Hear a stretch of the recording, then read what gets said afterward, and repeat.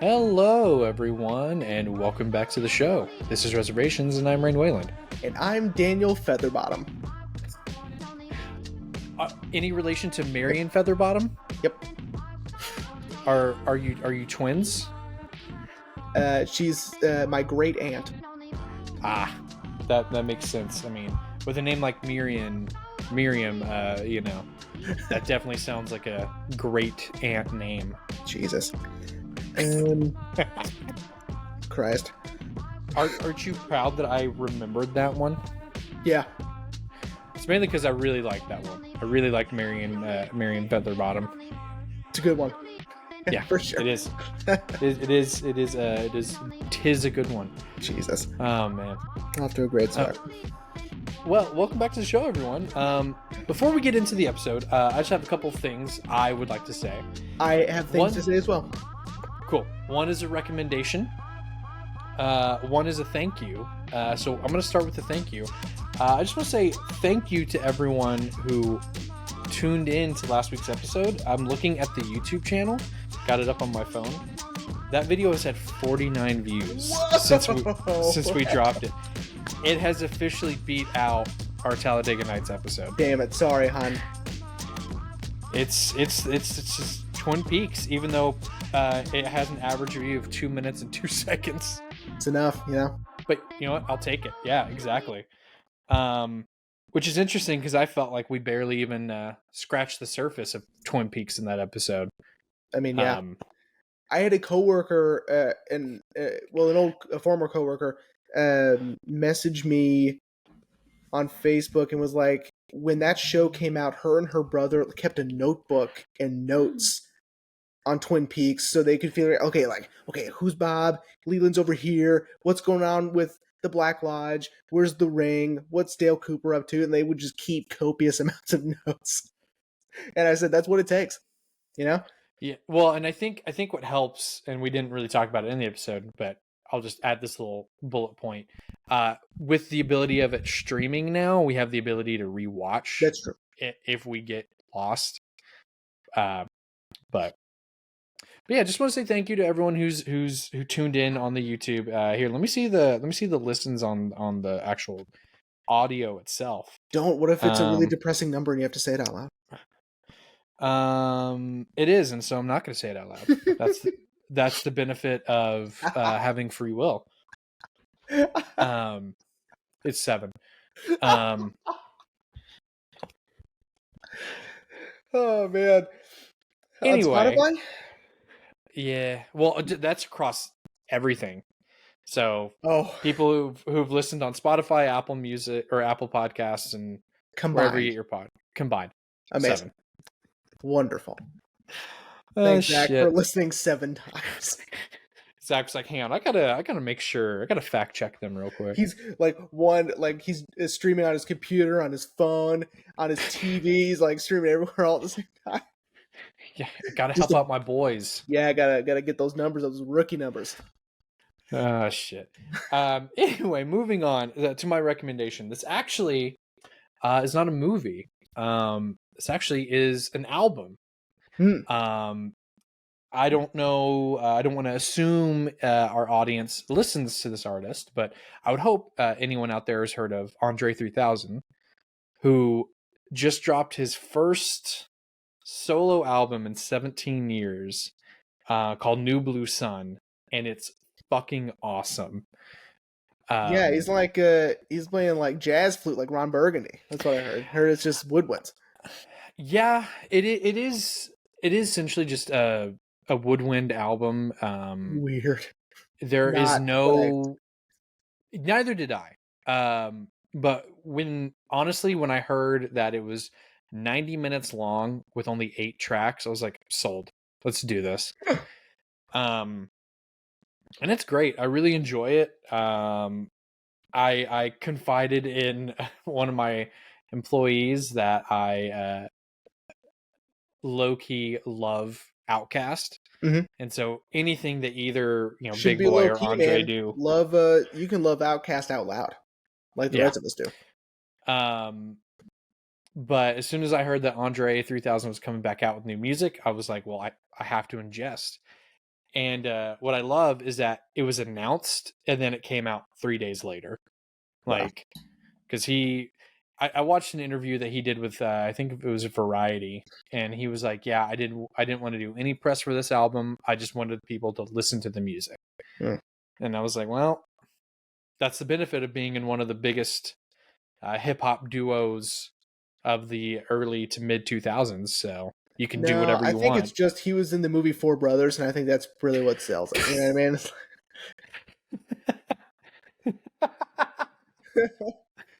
Oh, Jesus Christ! His name was Uh, Jeremiah in that movie, and that really spoke to me. So, were you sitting there in the theater going like, "I feel seen"? mhm. Because Yeah, not many characters are named Jeremiah. that movie's great. All right, Four Brothers. Boom. That movie's awesome. It isn't Mark Wahlberg That's right. and the guy who's in Tron Legacy, isn't he in that movie too? Yeah. Who was also in Inside Llewyn Davis? Yes. Um, what's the fourth brother? Tyrese? Yeah, it's Tyrese. Yeah. I was about to say Tyrese Gibson and then Andre 3000. In Andre 2000. Yeah. But anyway, yeah. So if you like experimental kind of woodwind music, I mean, definitely check it out. I think it's great. Yeah. I want it on vinyl, but it's $80. $80? Yeah, and it doesn't ship out till next year. So My goodness. Well, it's yeah, November, so I guess next year's not that too far. yeah, But $80, man, that's steep. yeah. But Steep, buddy, you Andre. said you had some stuff. Yes, it's really just bragging. So, last night, relative to this recording, um, my wife and I went to go see the National in concert here in Irving, and it was incredible. One of the best experiences of my life. They were amazing. So definitely very exciting for me. They're my favorite band. So it was cool to get to see them for the first time. I'd never seen them in concert before. So it was amazing. Yeah, if anyone remembers from our Warrior episode how much you love the National, Yep. yeah, Yeah, and I'm I have a jealous. national tattoo and everything. So I'm in it. Yeah, man, and you know, and I'm jealous because you got me into those guys, and I don't think it's Ashley's bag. I don't think Ashley. Oh, it's not Haley's bag either, but she was very gracious enough to go with me. So she was very, very cool. She was even doing research on the band while we were sitting down. She was just looking it up, and she like leans in. She goes, "Did you know it's two sets of brothers and the lead singer?" I go, "Yeah." She goes, "Wow, that's really cool." She just, You're just just, looking over, and she's like, I "Who literally looked over, is?" and she's on Wikipedia, just looking up the band. I swear to God, but it was so That's so sweet because she's wanting to learn more about this thing that I like. So well, and in her defense, I did the same thing when Ashley and I saw Blink 182. Not looking up who Blink 182 was, but like what song that they were playing. Because even though I know Blink 182's catalog pretty well, mhm. they did play a couple that I was like, I don't know this song, so I had to. Haley did the exact same thing on Spotify. She was like, "And click and hear the lyrics." I was like, "Yeah, no, but I know the lyrics are I Shazammed one of Blink 182's songs because not amazing." Shazam, yeah, Shazammed. I was like, I don't know this song, and so I literally had my phone like and making sure that no one could kind of see me, but I was just like, Yeah. okay, Does Shazam like? Do you have to put your age in? Because you have to put your age into Shazam. Like you're on some sort of list. Like you're not that 30 I and you needed remember. to Shazam a Blink 182 song. Shame on you. You know I know the interface is like, I don't think you should. I'm revoking your emo card. the police are Like, on their way. You know. but that's exciting, man. You know, Yeah. I'm jealous. I may have to show Ashley the National. That way I can get her into them and be like, hey, let's go see them now. Definitely, you should. Yeah. Yeah. Again, it was an amazing experience. Nice. Well, buddy, today's your pick. So Yeah. what are we talking about today? Today we are talking about the Denis Villeneuve and Taylor Sheridan collaboration for Sicario. Very exciting. God, I love this movie. Yeah, so okay. This was a first watch for me. Incredible. Excuse me, everyone. Just had a cup of, well, I didn't have a cup of coffee. I had a Monster Java. It's still coffee. Anyway. Um, so, okay. So I remember when this movie came out and everyone wouldn't shut up about it. And I was like, what is this movie? And this is right around the time I started, not started. I had been paying attention to film, getting more into it. But I was just like, I don't see what's so great about this movie. And then of course they got a sequel in 2018, Mhm. which everywhere I was reading is a little bit lesser to this movie, even A little though, bit, but not terrible. I mean, it's definitely not a huge step down. I mean, it's pretty on par, especially with Benicio's performance. It's incredible. well, and I read today apparently they're working on a third one. Okay, Um, I'm in. but anyway, um, and it wasn't until we did Hell or High Water Mhm. and I did a little bit more digging into Taylor Sheridan, and of course, everyone knows by this point knew him from Yellowstone and also Hell or High Water, Wind River. So I was like, okay. Once we did Hell or High Water, I was kind of sold. I was Mhm. like, this guy knows how to write these very complex characters and these very complex situations.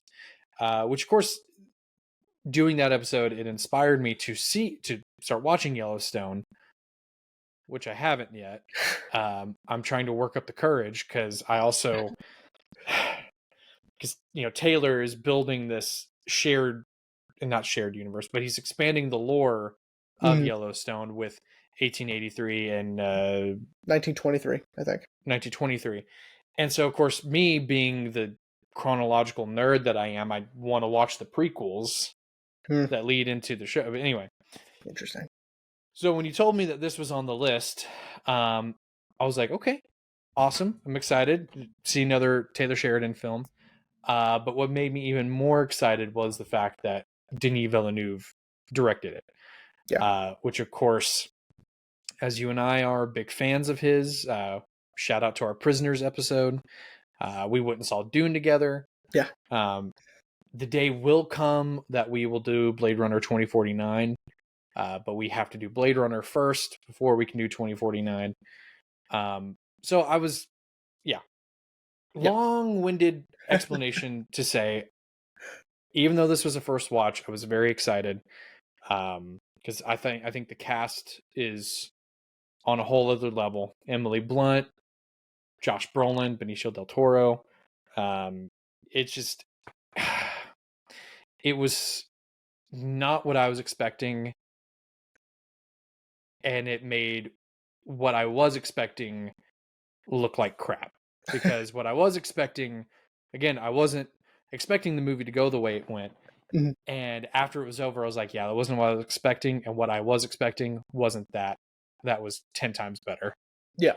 Yeah. Definitely. Yeah. So you liked it? Oh, I loved it. Yeah. Which makes me a little bit disappointed that the sequel's not as good. I was reading Different. some reviews. And a lot of people, kind of what you said, is Benicio's performance sells the film, but it is a little lesser than its predecessor. But I mean, Benicio sells the. Okay, well, let's hold on. So, um, I'll share with you the first time I saw it. Saw it in the theater. uh, Um, it was very loud. Um, so like in that very first scene where they ram the truck into the house, it's loud. mhm. Um, but it was awesome. I mean, I couldn't take my eyes off Benicio. I was on the edge of my seat during the border crossing. Oh my Um, god. and just like Emily Blunt, I was so confused and I was like, what is going on? Like what's happening? What are they doing the right thing? Are they not doing the right thing? Is this justice? Right? Um, Hmm. and then again, Del Toro is far above, you know, any sort of expectation you have for this film. He heightens it to another level. He is just incredible. Um, and of course, Roger Deakins doing God's work. Um, Yeah. it's yeah. I mean, in Villeneuve, I had seen Prisoners before, so I knew what I was getting into with Villeneuve. This was Taylor Sheridan's first time writing anything, Really? movie wise, yeah. Um, Ah, okay. and so this really, I mean, set a standard that he unfortunately has to keep up, and he's dropped the ball a few times that I've seen. But Yeah, yeah, yeah. Some that's of such a his high standard shows. that he is setting Yeah. for himself. Um, but it's masterfully done. It's so nuanced in its morals and its sort of point of view of where you sit with what is right and what is wrong. And I loved every minute of it. Mhm. A couple of really cool things they did in there with the casting, and we'll get into that a little bit, um, especially in one particular sequence. And let's go ahead and give another shout out this season to Daniel Kaluuya, who, is amazing in this. I As well. I didn't know he was in the film, and then as soon as you see his face, you know that's Daniel Kaluuya. Yeah, I was like, what? I was like, he's in this movie, and dude, he as he does in everything, he crushes it, man. yeah. Um, for being such a minor character, Reg is awesome, but we'll get to that. All right, buddy. Would you like me to do the synopsis, or would you like to do the synopsis? I can do it real quick. Okay. So Sicario follows Kate Macer. Macer, right? Yes, Kate Macer. Yes, me, sir. She is an FBI agent that is working to stop cartel activity in Arizona. Okay. After finding this house with a lot of bodies in the walls, and most likely underneath the house, and probably in the attic and wherever, um, they find that it's booby trapped, and so this is a lot more serious than they were originally expecting. So not only did they find the bodies, but unfortunately, some officers died during the search of the house. Um, she gets called in to be asked to be a part of this interdepartmental task force to stop the people who were involved in booby trapping the house and, of course, killing and hiding all of those hostages. She reluctantly, well, no, I wouldn't say reluctantly. She emphatically says yes. She agrees to be involved. Right. Mm-hmm. The sort of apprehension comes later, but and that is led by Matt Graver. Had to get all these names down. Matt Graver, played by Josh Brolin, and their first mission is to go get um, the brother of this guy who runs the cartel, right? Mm-hmm. Guillermo.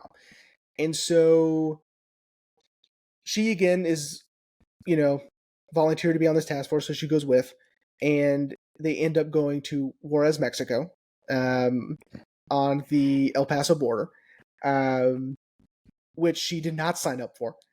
And there are some questionable things that are going down. What this task force is doing in terms of how they're choosing to engage their targets is questionable morally, right? Mm-hmm. And so throughout the film, Kate is struggling with, she wants justice, but she doesn't want it in this way. She thinks that this is immoral, illegal, and there needs to be a better way, right? Mm-hmm.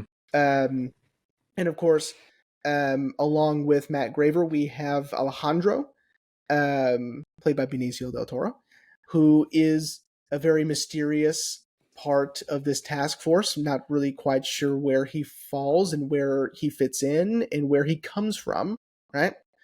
Mm-hmm. We get to know a little bit more about his backstory as we go along. He kind of worked for the Colombian cartel. He was also a prosecutor, and the cartel murdered his wife and daughter. And so from then on, um, he is out for revenge for the people who murdered his family, but also along the way um, assists in helping take down the cartel from whoever hires him to do so. Um, again, with sort of objective after objective, Kate gets more and more apprehensive and more cautious about what is going on and the task force she has involved herself in.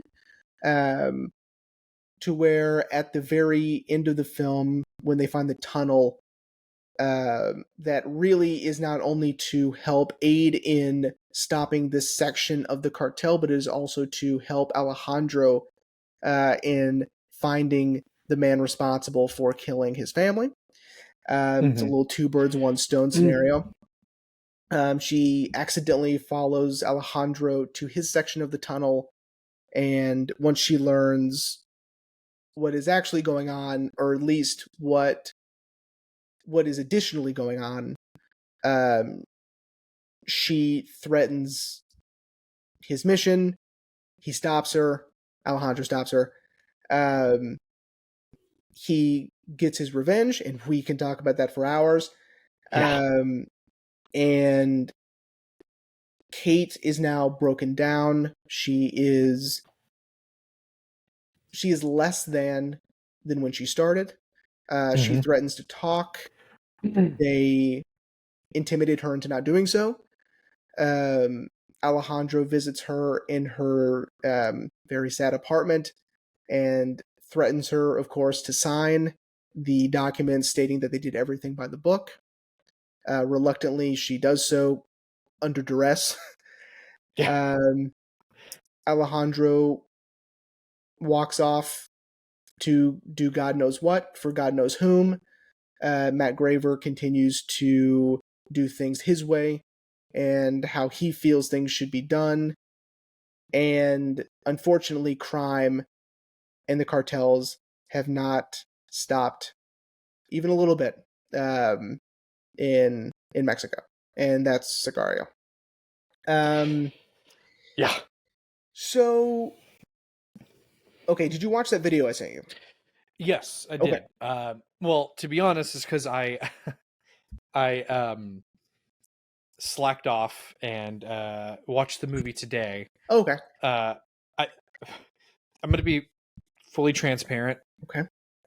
I'm so excited for this next trip to Disney Oh my that god, I, I have sort of crossed into Disney adult territory. And last gross, night, Ashley and I were watching so many like park tour videos, and disgusting. sorry, Not a fan um, of this. this new attitude. Um, anyway, so I watched the film today, but once it was over, I did my research and I watched the video you sent me. Because I did really like how they referred to Kate in the video. Mhm. Kate is our surrogate Yes, for she is the the audience. audience, right? Yeah. She's a more intelligent version because she has, of course, FBI know-how and she has, like all of this tactical knowledge. But um, she's like a heightened version of the audience. But in the Yeah. situation she's in, she's as blind as we are, right? Mm-hmm. And so, what I love about that video, the Cinefix video, hopefully, future or present Rain will link this somewhere so they can watch it. Here, keep talking. I'm gonna Okay. make myself a reminder. Well, so what I love about this video is it talks about this very unique way that Villeneuve and Sheridan have laid out this complex, intricate sequence of tension, right? Mm-hmm. And when we talk about the border crossing scene near the beginning of the film, we're nearing maybe the second act at this point. Um, it's so tense, right?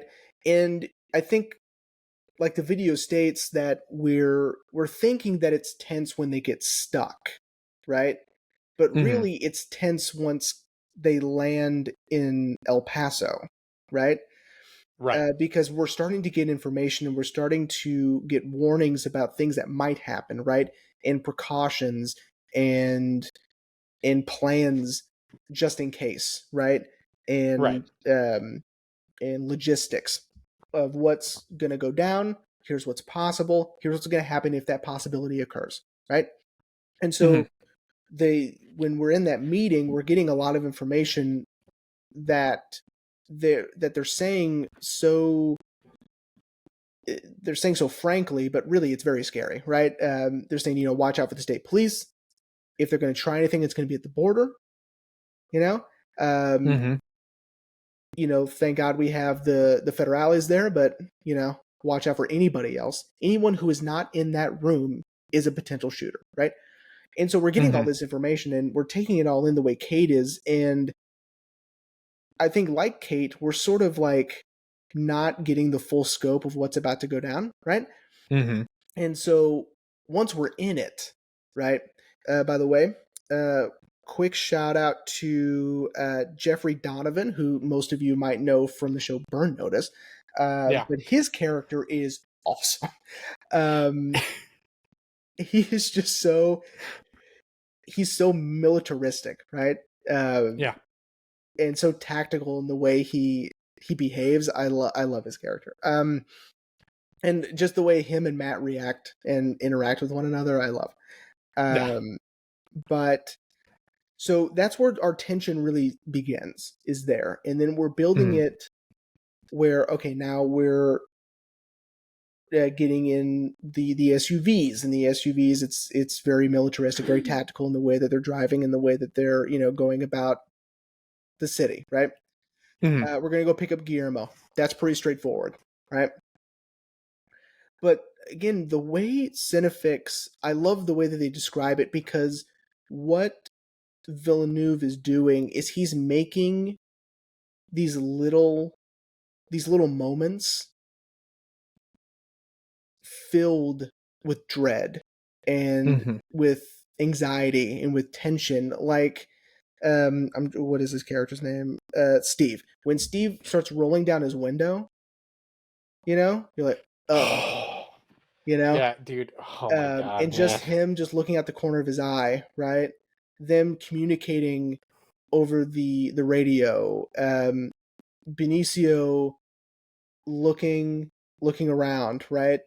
Telling Kate to take out her service weapon, right? Them clocking that state police cruiser, right?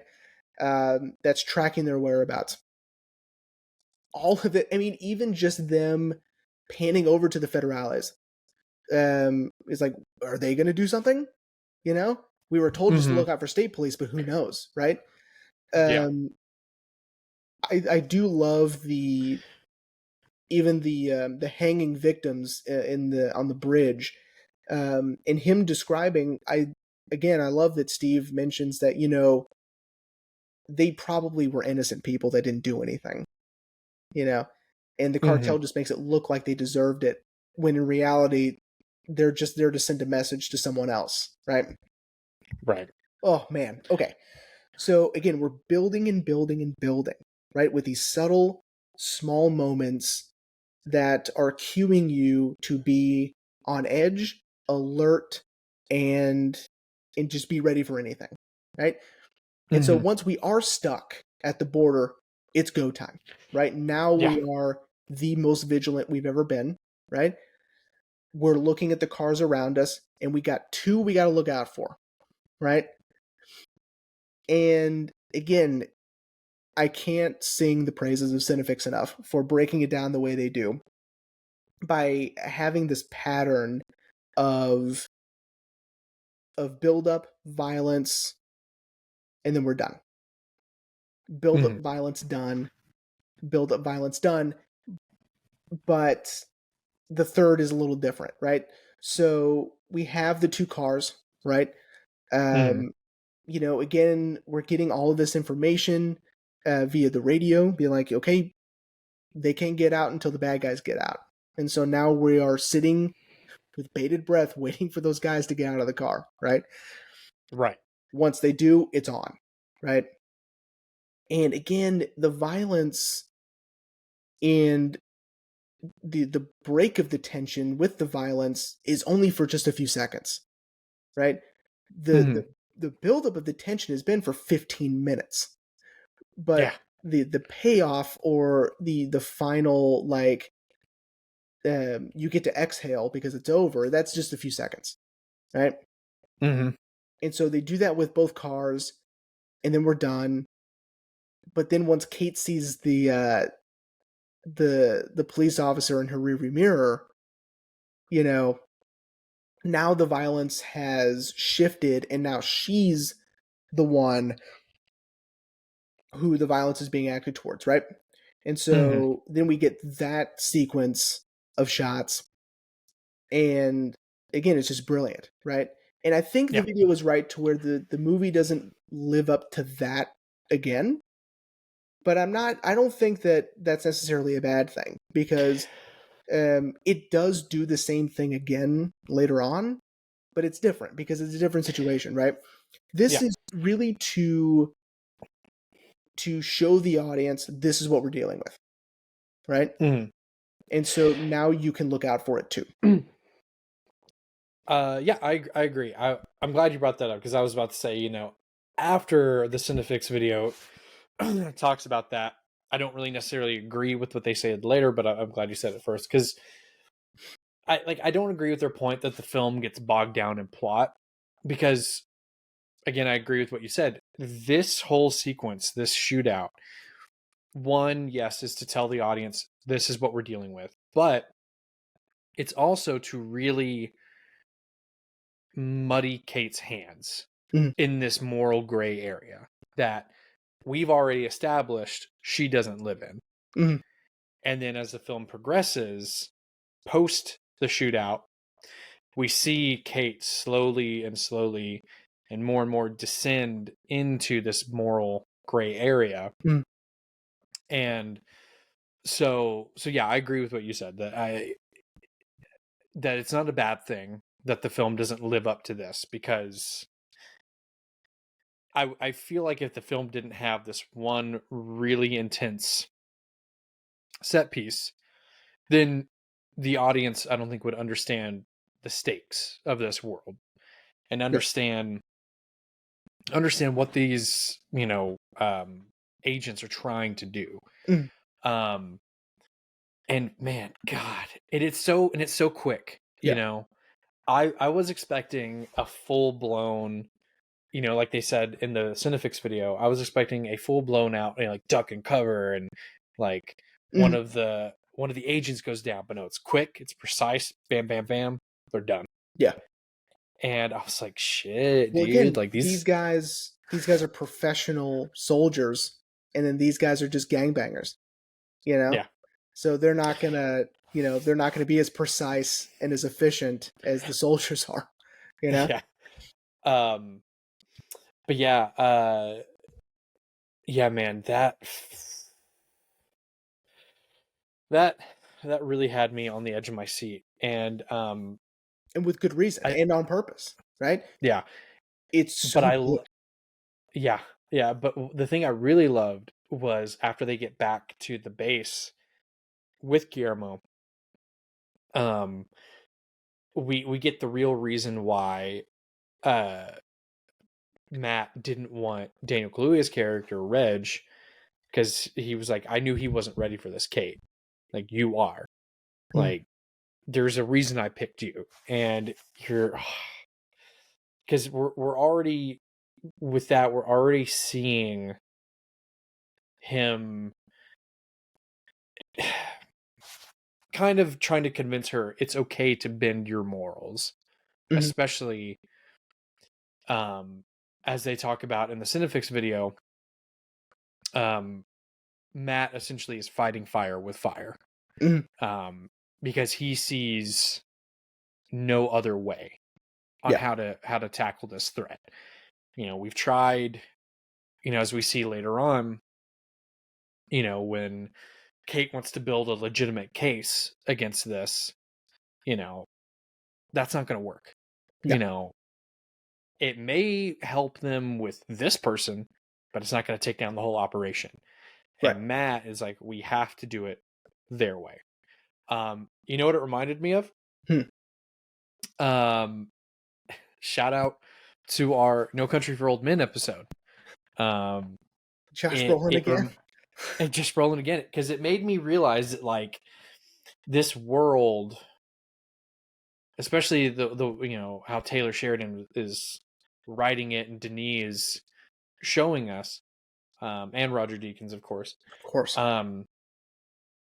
This world is broken, and the people that we are perceiving to be the good guys have to get their hands dirty. Yeah. Um, Yeah. It's and not this particular type of crime. To solve it, you can't do it by the book because that's not how they're playing the game. Mhm. Right. You can't win that way because Yeah. their game is corrupt. And so if you're playing a straight game, it's not going to work.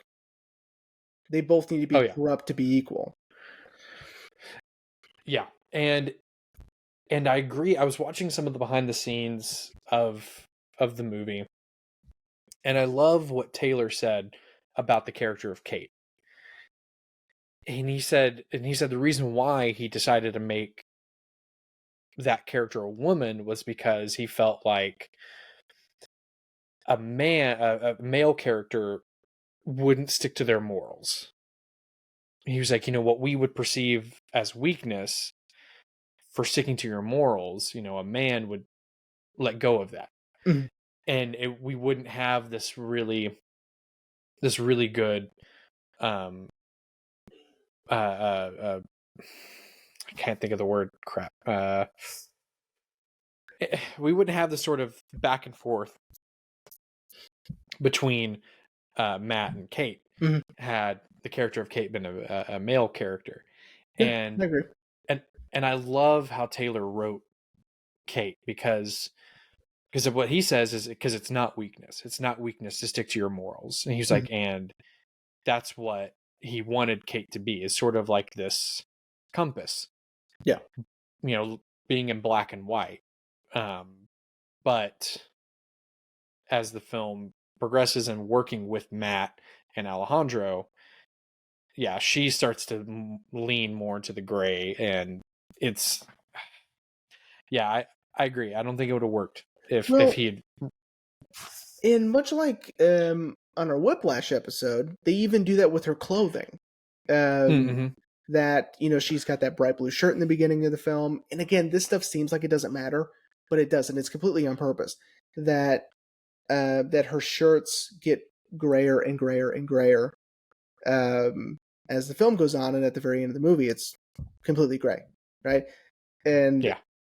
again, it's to show visually her sort of descent into this sort of depressive um, ideology that she's just not fit for this new world, this new justice, Yeah. right?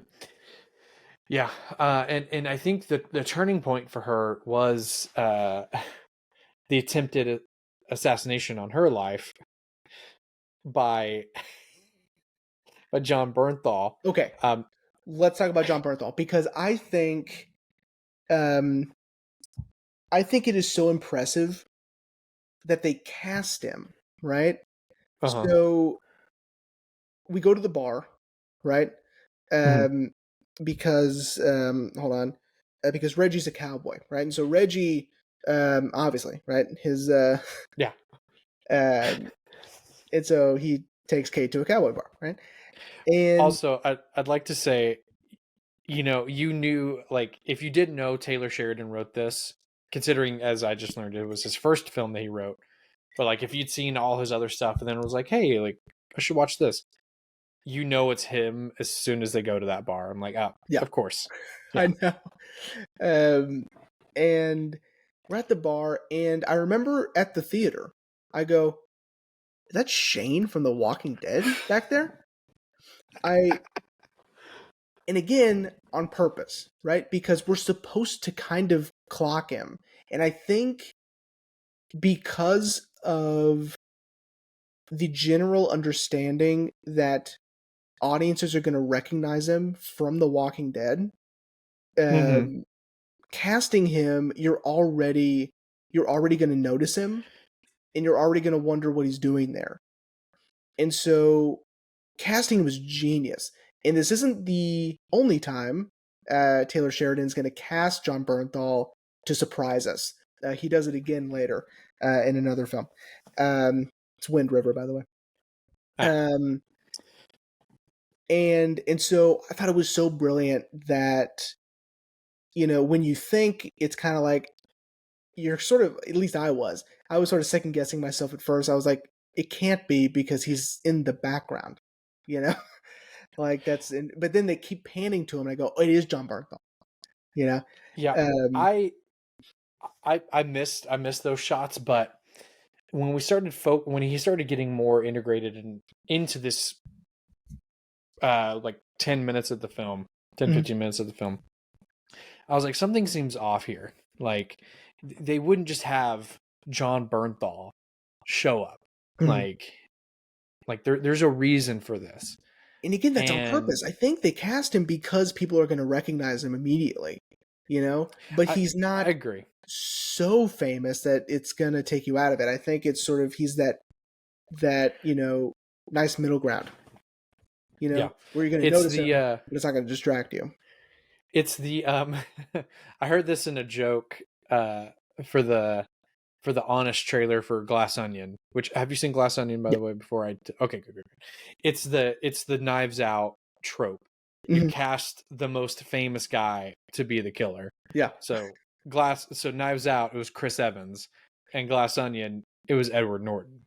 Right. Like, because as soon as Glass Onion, Ashley and I teed up Glass Onion, and I saw Edward Norton, I was like, well, shit.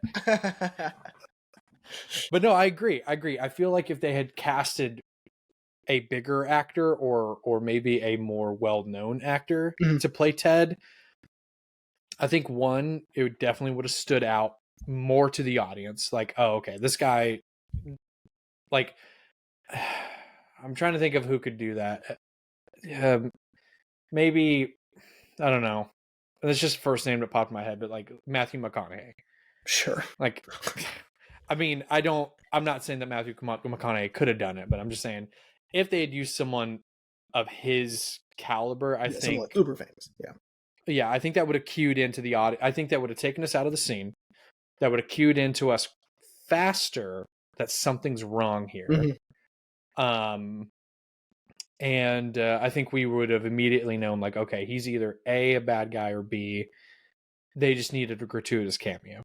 Well, and I like the reveal that he's not a good guy, because he's Mm-hmm. got one of those bracelets in his pocket, Yep. uh, that was used at the bank. Mm-hmm. Um, I really like that. Um, Now, my first viewing, I was very confused by this because I thought, I don't know what I thought. I was kind of like, either it's a really weird coincidence, he's doing it on purpose, and he was going to kill her anyway, but I don't think he was going to kill her anyway. I think he was just there to get information, right? Mm-hmm. Yes, it I was on agree. purpose that he was there tracking her, right? Um, but he was really, I think Matt was telling the truth, where he's like, they're after us, not you. He was just It there for information. was it was Alejandro. Oh, Alejandro. Okay. Yeah, yeah, because she said, I almost had sex with my hitman, and he's like, hitman, no. No. He just wanted to know what you knew. He was Right. after us, not you. Yeah. And so this is one of those scenes where Alejandro's really sweet and really nice. Mm-hmm. Later, it's because she reminds him of his daughter, right? Which I liked. Well, I have I actually, this comes directly from Taylor Sheridan's mouth. Okay. He says that when Alejandro tells her in that scene, after they kind of rescue her from John Bernthal, and he says, you remind me of someone really special to me.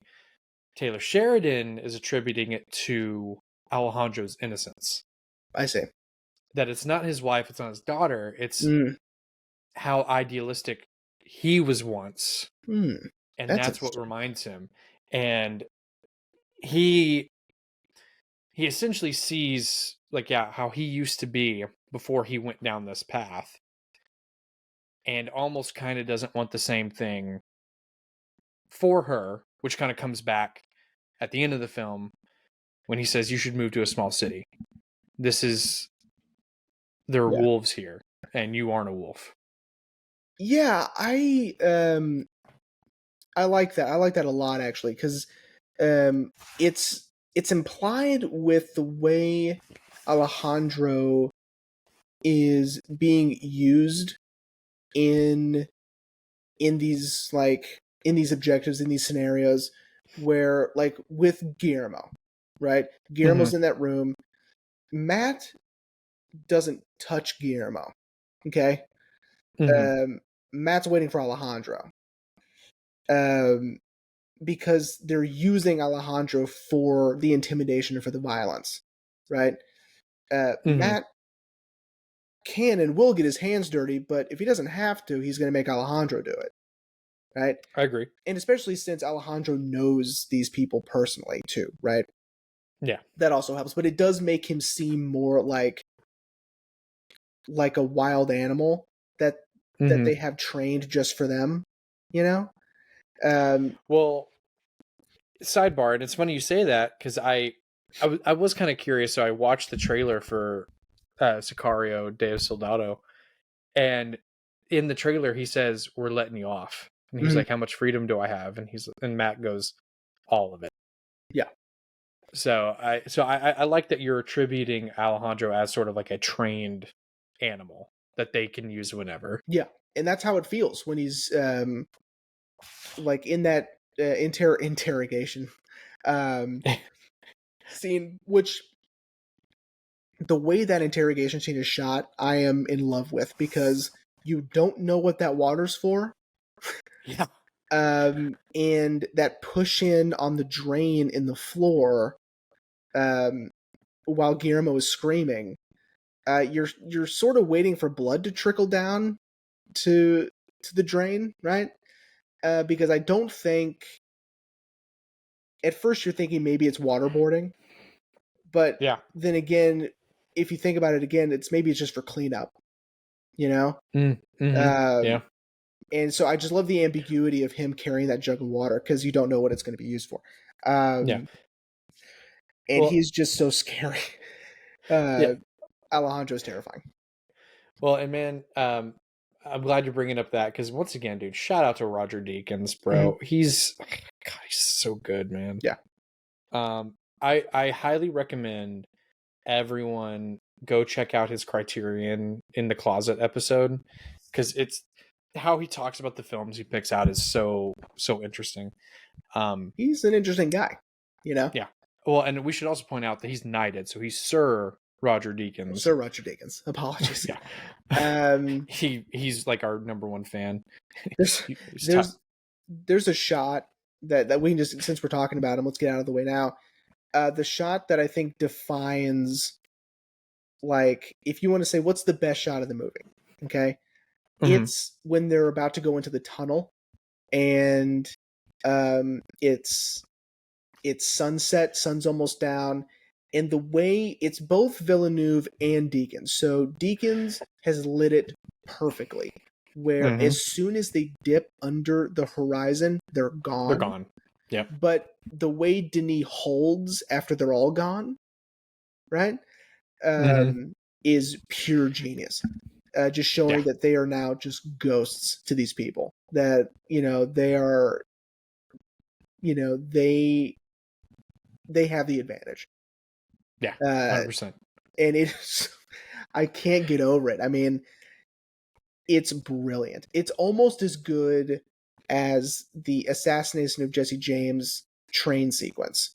Mm-hmm. It's up there with that, I think. Yeah. So, buddy, Yeah, do you want to talk about the ending? I Because do. I want to Yes. spend like all the hours on how masterfully crafted these last well, let's say almost 20 minutes Well, are. so this brings up this is almost an oops I forgot. I know this is another thing. Like when we missed, what did we miss last time? That Zach was just like, I knew he was going to tell me something if we had missed it. Oh, it was the folder in Whiplash. Oh, and Whiplash. I texted him about it, and he said, "You know what? I was thinking that." We have not talked about Silvio at all. So Silvio, played by Maximiliano Hernandez, and Marvel fans Yeah. will know him. What As what character is he? What's he he is been? Jasper Sitwell. Jasper Sitwell. Um, That's right. I recognized him immediately. I was like, is that fucking Sitwell? And then I looked it up. I was like, oh yeah, it is. So what I absolutely love about Silvio's scenes is that they sort of seem not relevant. Mm-hmm. And we're cutting to this guy and his family, and we're just like, why are we doing this, why bother, right? It's to show like the sort of Mexican side of like life in Juarez, right? Life Mm-hmm. in this war torn city with the cartels, maybe, Mm-hmm. right? We know he's a police officer. That's cool. We know his son likes soccer. Cool. His dad seems to work nights, or Silvio seems to work nights. Okay, Yeah. right. What he's doing is now he's connecting everyone together, right? So Mm-hmm. I love Silvio. I think he is a good guy put in a bad situation. He's a guy who loves his family, loves his son, and is just trying to support them the best way he can. And unfortunately, that's getting tied up with the cartel, right? Mm-hmm. He is the state police that they were warning Kate about in the beginning. He ends up being revealed as being a runner for the cartel and is putting drugs in his car and taking them God knows where from the tunnel. And by the way, wonderful reveal, tying it all together. And so this is where Alejandro gets really interesting. Not that he wasn't before, but he has so much control over what he's doing that Mm-hmm. once Kate comes out the other side of the tunnel, sees him kidnap Silvio, um, he knows he doesn't overreact and kill Kate. He just disarms her by shooting her bulletproof vest, right? Yeah. Um, and of course, scolding her for pointing a gun at him. Don't do that. Um, Well, and it's such a it's such a dad thing to say to him. Say to her, catch your breath, get back up there, and then leaves. yeah, because again, he does see something in Kate, and I like that. I know now that it's his former self, really, that he sees in Kate. Doesn't want her to be corrupted by anything, but also doesn't need anyone in his way right now. So, Yeah. Especially um, right now. yeah, and so when he takes Silvio, and I think I may have mentioned it in our Amores Perros episode. I love the way everyday slang Spanish sounds.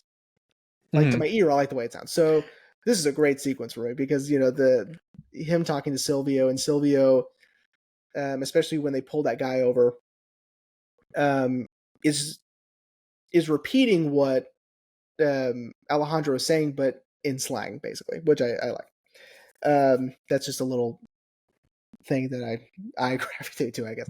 Um, but this is a very tense sequence as well because what I like about it is that we understand that Alejandro is now doing his own thing. He's going to go get his revenge, right? Mm-hmm. But he's still being helped um, by the U.S. government, basically, Yeah. because his Yeah. guys are still aiding him in where to go, how many people are there, um, guards, things like that. They're really getting him to the finish line. He's not Mm-hmm. having to do it on his own because, from my understanding, is he's helped them through so much that they don't mind, you know, using their resources to help him with this one thing, right? Yeah. I agree. And this sequence is also very tense, but less so because you know how good Alejandro is.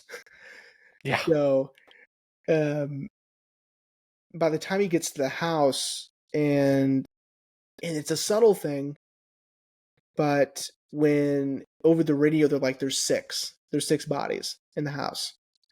He kills two guards and then he relaxes because six bodies doesn't mean six guards. It just means six people, right? Mm-hmm. So he knows that after two, there's just the four left. And Yeah, so he relaxes and just calmly walks to the dinner table. dude. I paused when they have him framed in the doorway. Mm-hmm. I was like, is he just gonna fucking walk up? And I Yeah. hit play and I was like, yep, he's just gonna walk up. Yeah. And it's such a power move too, dude. Like, hey, I'm in your house and I'm just gonna calmly walk up to you and threaten your family. Yeah. Well, and here's where the movie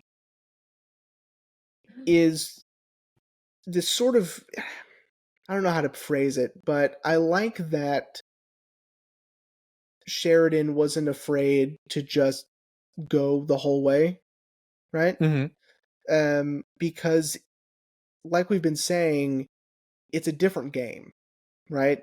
The Yeah. cartel's playing this sick, twisted game, and so you also have to. And so, Mm-hmm. in Alejandro's eyes, just killing him's not enough, Yeah. right? Because this is a different game, right? Yeah. And especially Yeah. since we got sort of morbid detail of what happened to his wife and daughter, of what the cartel did, then we know that the revenge needs to be at least equal to that. Well, and what's so great is we get that reveal right before he Alejandro's in the house. Yeah. You know, the op was successful. Well, we get word that he's made it to the house. Yeah. But the op was successful. But of course, Reg was like, "Where's Kate?" And Kate is still. I tried not to laugh, but I did find it funny that she still hadn't caught her breath. Yeah. But she's still so mad that once again Matt used her. Mhm. That she's so mad that she's still just like trying to catch her breath. But then yeah, that's when we learn Well, she's what the double cartel. mad, right? Because she's mad about this initial being used, right? But then she's mad still at the reason why she was invited on the task force in the first place, which was the Mhm. FBI needs to be present for this uh in like this internal country thing. Like they can be in a different Mhm. country as long as there's an FBI agent with them. Right. And that's the entire reason Kate's there at all, right? Mhm. And so she's still mad about that, and so that's why she's out of spite going into the tunnel in the first place. But then when Yeah. she finds out that Alejandro has his own objectives and it's not morally speaking, up Yeah. to code, you know, Yeah. that she's furious. Yeah. But yeah, that then and yeah, so we get the reveal, and then I love that we cut back to Alejandro. And so now we know as the audience, just killing the guy is not going to be enough. And again, I agree with what you said. Of this game is different, Mhm. and that means Alejandro has to play by their rules. And dude, I'm gonna be real. I didn't think he was gonna do it. Mhm. Like I knew for sure he was gonna kill this cartel leader, but I was thoroughly shocked by the fact that he started with his wife and kids. Mhm. But I also kind of realized I think he did it because I think he wanted right before he kills the cartel leader to understand what you've done to me. Oh, of course. Like they had to go first because he needed to see it happen, right? Mm-hmm. Yeah, because and the leader kind of taunts him a little bit. What would your wife think of what you become? But I love that, in another like revenge movie, you would see the character who would be on the receiving end of that line be like, oh, like kind of contemplating it in their head. But I love that Alejandro it just goes back and just goes, well, don't forget about my daughter. Yeah. Almost like, I don't care what they've thought of me. Like, you took them away from me. You've made me into Right. this. You made that not matter anymore. Yeah. And again, the way, I don't know whose idea this was, but to have him just move his wrist um to kill the two kids and the wife, cuz he's not moving his arm around, right? It's so Mm-hmm. quick and it's so precise, right? That he Mm-hmm. just barely moves his wrist to get all three very quickly. Yeah. That you think, and I remember thinking in the theater that, oh, he just shot the guy three times, but then that wide shot, and you're like, oh, he killed his Yeah. family first. Oh my god, you know? Yeah. And I love that right before he kills the cartel leader, we see the look of fear in his eyes. Like, we they're letting the audience know, like, Alejandro is a force to be reckoned with. And dude, I don't think, honestly, this is gonna sound really fucked up. Um, I don't think I've ever seen a more satisfying ending of Mhm. a revenge subplot ever.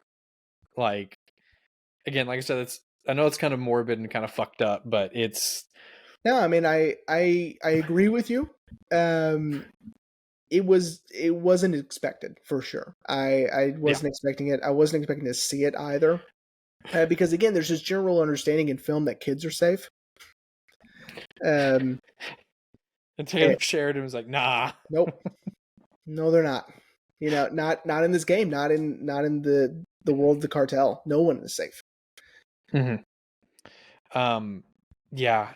And honestly, I thought for sure the movie was just gonna end there. I was Well, like, that's gonna and be it. it's important that it doesn't, and here's why. Because just because he got revenge doesn't mean that he's done.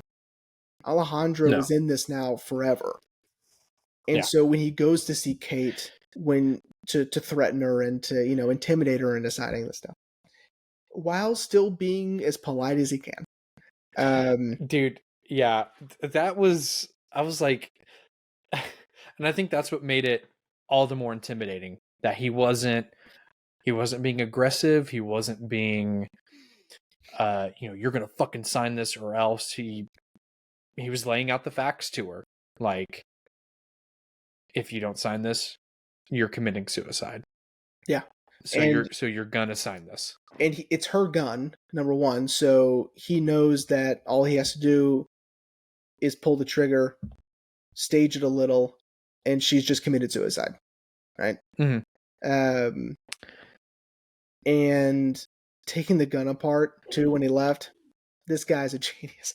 I mean, Yeah. she's quick though, but he was smart. The fact that she put it back, it yeah. But and I think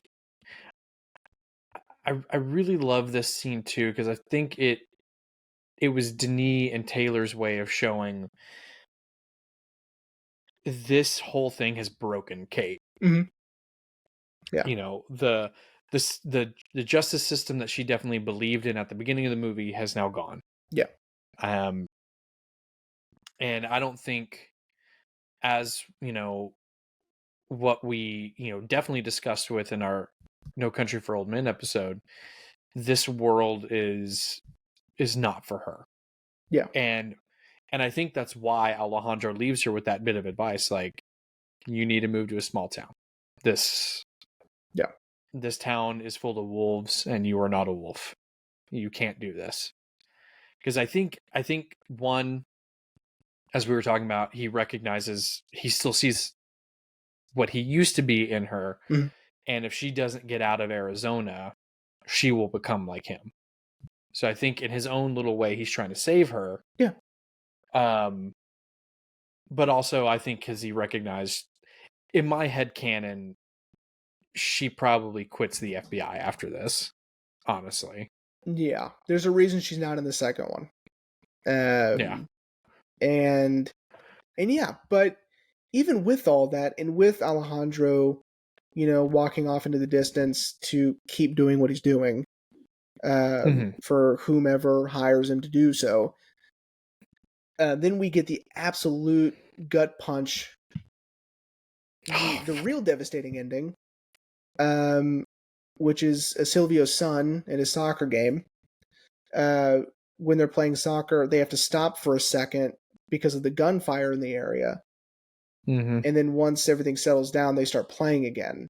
And that title card, I mean, then it is a gut punch, because it's like Yeah. what they're doing, all these efforts, all of these, um, this moral ambiguity, and the crossing the line to get results, to stop the cartels and to stop all this violence and all this crime, it's still not enough. And it Mm-hmm. probably won't ever be. As Matt states later, that if you can stop 8% of the population to stop doing drugs, then it's over. But until then, you can't. Yeah. Yeah. Yeah, because they're trying to essentially funnel it out of the U.S. and control it, but Mhm. yeah, it's definitely one of those endings of the work is never done. Yeah. Yeah. Oh. Well, Jeremy, are you ready to wrap up? Yeah. See if I had Uh, anything in here that we didn't get to. okay, while you look at that, this movie was awesome. Yeah. Again, just like with Hell or High Water, Taylor Sheridan, and like I said at the top of the show, he knows how to write these complex themes, these complex characters that, in my opinion, for a film like this, elevates it from just your regular thriller into something much more engaging, Mhm. because he's really testing the audience of who we resonate with the most, which of course, one, it's supposed to be Kate, but like in the behind the scenes, Emily Blunt herself said, with the character of Matt, we start to resonate with Matt Mhm. more and more throughout the film, Yeah. because maybe he's right. Maybe we have to fight fire with fire, and I love a film that can do that. Yeah.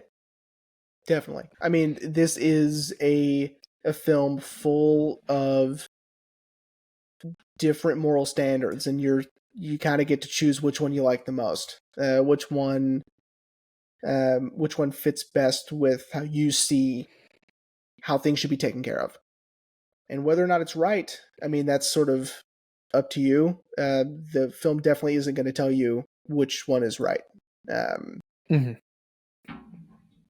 because they all are and they all aren't. So Yeah. Definitely. This was fun, man. yeah, This was a good one. Sicario's great. Yeah.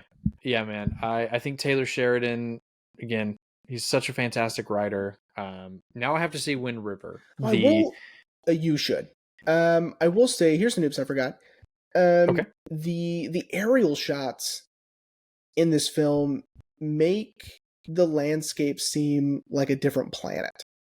Mm-hmm. I don't know if that was just the this is going to be a nerd thing, but it might be the 4K transfer. It just makes everything so sharp and so vibrant that um, that the aerial shots just look so otherworldly. I don't know, but it makes it look so different, and not like a place I've ever seen.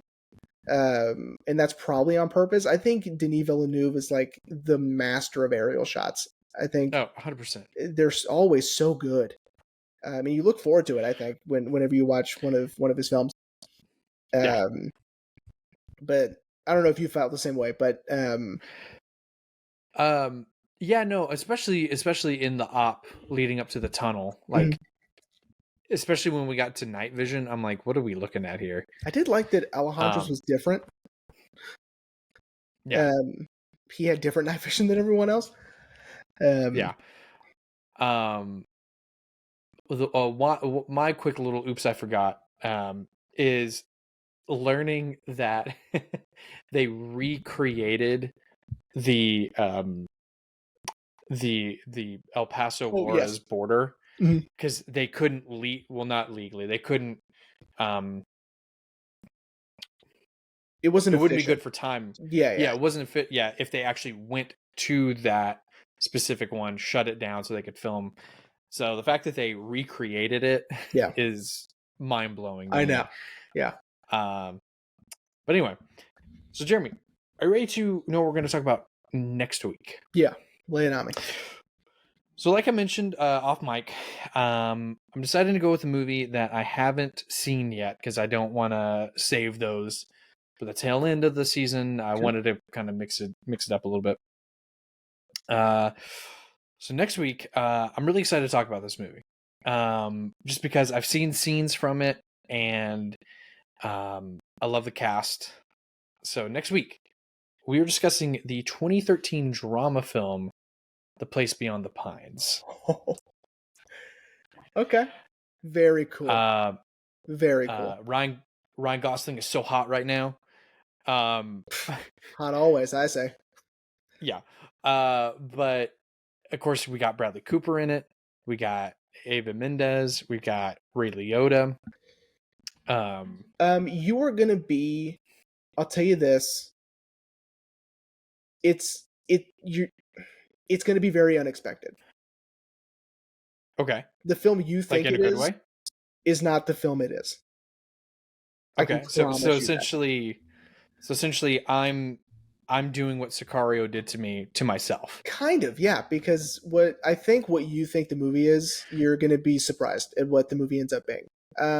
However, I will say that without giving anything away, this film has one of the best uses of a song that I've ever seen.